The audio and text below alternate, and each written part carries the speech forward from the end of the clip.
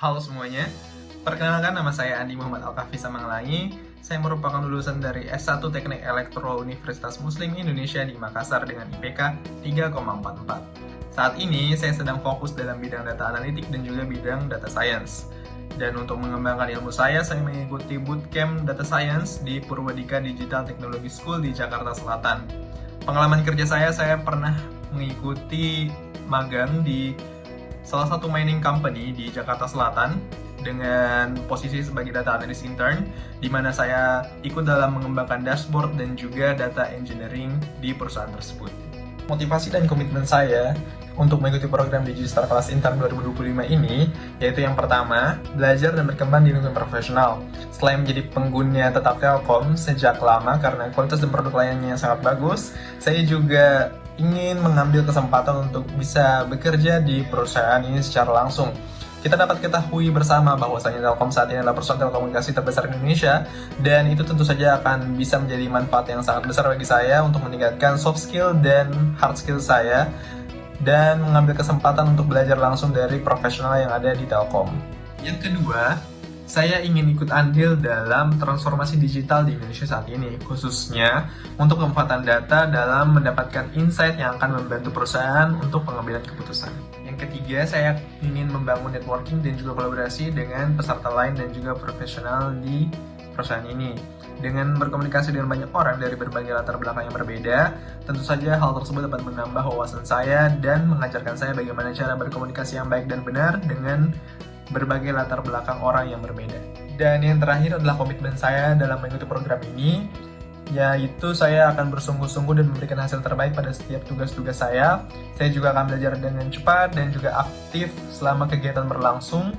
Saya juga akan konsisten dalam mengikuti program ini sampai program ini selesai. Saat ini saya aktif dalam mencari berbagai kesempatan untuk bisa berkontribusi dan berkarir di bidang data analitik maupun bidang data science. Saat ini saya juga aktif dalam sebuah komunitas data di mana saya bisa menambah wawasan saya dan juga berdiskusi langsung dengan para profesional di bidang ini.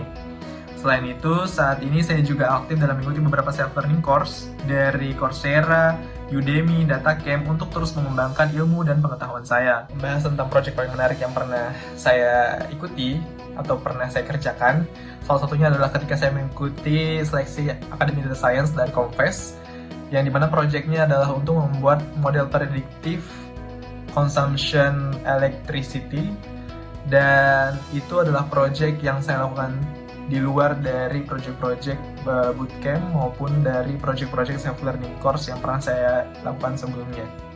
Di project ini, saya berperan sebagai ketua kelompok yang terdiri dari 2 orang random, acak, yang ada pada grup seleksi akademi ini. Jadi pemilihannya itu adalah secara random saja pemilihan anggota kelompoknya. Namun karena anggota kelompok saya juga masih belum memiliki pengetahuan yang banyak mengenai data science, maka sebagian besar proyek ini saya kerjakan dengan sendiri. Durasi pengerjaan proyek ini sekitar 1 minggu. Tahapan pengerjaan dari proyek ini yang pertama adalah kita harus mengambil dataset terlebih dahulu di website yang bernama Kaggle yang telah disediakan oleh panitia. Kemudian setelah itu kita harus memahami konteks dan juga karakteristik dari setiap data-data yang ada pada dataset tersebut. Kita juga harus memperkuat domain knowledge kita terlebih dahulu agar nantinya solusi yang ditawarkan dapat menyelesaikan permasalahan yang ada. Kemudian, setelah itu kita harus melakukan data engineering, entah itu menambah kolom ataupun data engineering lainnya yang akan menambah kemampuan model prediktif kita ke depannya. Tahapan selanjutnya yaitu adalah data cleaning, exploratory data analysis, hingga membangun dan memperkuat model prediktif yang kita buat. Perlu diketahui sebelumnya bahwasanya metric evaluation yang dipakai dalam project ini adalah RMSE atau Root Mean Square Error, sehingga tujuan dari project ini adalah kita harus mencari model prediktif dengan nilai skor RMSE yang paling baik. Kendala utama yang saya hadapi pada saat mengerjakan project ini yaitu adalah model prediktif itu memerlukan waktu yang sangat lama karena memerlukan banyak kombinasi untuk mencari model terbaik. Sementara itu, device saya kurang mumpuni untuk melakukan tugas tersebut.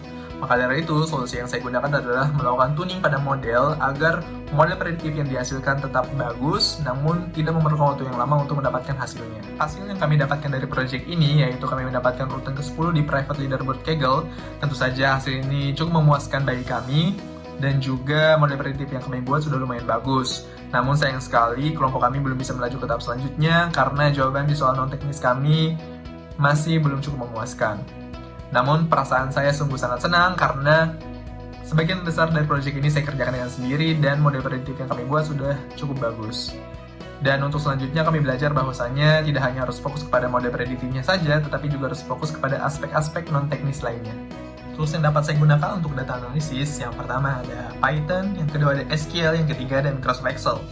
Dan untuk data visualisasi, saya bisa menggunakan Tableau, Looker Studio, dan juga Power BI.